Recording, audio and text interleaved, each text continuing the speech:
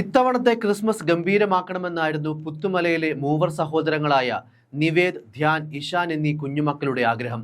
കഴിഞ്ഞ വർഷം വീട്ടിലൊരുക്കിയ ക്രിസ്മസ് നക്ഷത്രം കത്തിപ്പോയതുകൊണ്ട് ഇത്തവണ മികച്ചൊരു പുൽക്കൂട് ഒരുക്കണമെന്ന് മാതാപിതാക്കളോട് ആഗ്രഹം പറഞ്ഞതുമാണ്.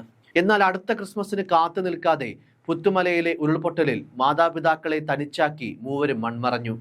എന്നാൽ മക്കളുടെ ആ ആഗ്രഹം നിറവേറ്റാനായി അവരുടെ കുഴിമാടത്തിൽ മാതാപിതാക്കളായ അനീഷും സൈനയും ഒരുക്കിയ പുൽക്കൂട് ഏതൊരു മനുഷ്യന്റെയും കണ്ണു നിറയ്ക്കും. ചൂരൽമല മുണ്ടക്കൈ ദുരന്തത്തിൽ മരിച്ച സഹോദരങ്ങളായ നിവേദ്, ധ്യാൻ, ഇഷാൻ എന്നിവരെ സംസ്കരിച്ചതിനോട് ചേർന്ന് മാതാപിതാക്കളായ അനീഷും സൈനയുമാണ് പുൽക്കൂട് ഒരുക്കിയത്. സാന്റയും നക്ഷത്രവും ക്രിസ്മസ് ട്രീയുമൊക്കെയായി അവർ ആഗ്രഹിച്ചതുപോലൊരു പുൽക്കൂട്. രണ്ടാമത്തെ മകൻ ധ്യാനിനായിരുന്നു ഈ ക്രിസ്മസിന് നല്ലൊരു പുൽക്കൂട് ഒരുക്കണമെന്ന ആഗ്രഹം അനീഷും സൈനയോടും കൂടുതലായി പറഞ്ഞത്. കഴിഞ്ഞ ക്രിസ്മസിന് ധ്യാനിന്റെ ആഗ്രഹപ്രകാരം നക്ഷത്രവും ലൈറ്റുകളുമെല്ലാം വെച്ച് വീട്ടിൽ പുൽക്കൂട് ഒരുക്കിയെങ്കിലും അത് കത്തിപ്പോയിരുന്നു. അന്ന് ധ്യാൻ അച്ഛനോട് പറഞ്ഞിരുന്നു അടുത്ത ക്രിസ്മസിനും പുൽക്കൂടും നക്ഷത്രങ്ങളുമെല്ലാം ഒരുക്കണമെന്ന്. എന്നാൽ ഇനിയൊരു ക്രിസ്മസിന് അവരുണ്ടാകില്ല എന്ന് സ്വപ്നത്തിൽ പോലും ആ മാതാപിതാക്കൾ കരുതിയിട്ടുണ്ടാകില്ല.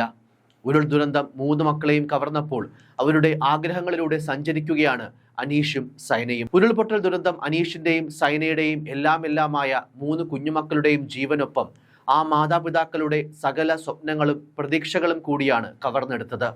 അച്ഛനായ അനീഷിന്റെ അമ്മ രാജമ്മയുടെ കൂടെയായിരുന്നു കുട്ടികൾ കിടന്നുറങ്ങിയത്.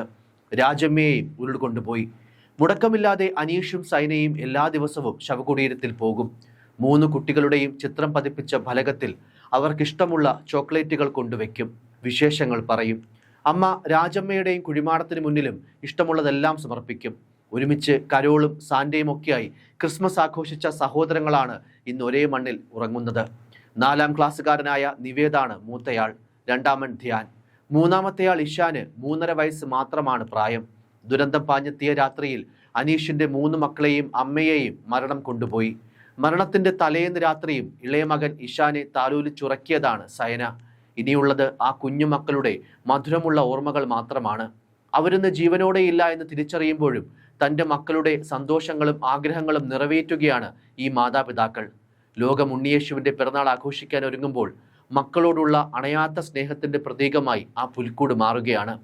കുഴിമാടത്തിന് മുൻപിലായി സ്ലാബിൽ ഒരു കുറിപ്പുമുണ്ട്.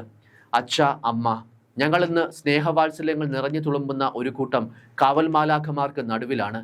പക്ഷേ ഞങ്ങളുടെ അച്ഛനും അമ്മയും കൂടെയില്ലല്ലോ എന്ന സങ്കടമാണ് ഞങ്ങളെ അലട്ടുന്നത്. എങ്കിലും ഞങ്ങൾ നിങ്ങൾക്ക് മുന്നിൽ പുഞ്ചിരിക്കാൻ ശ്രമിക്കുന്നുണ്ട്.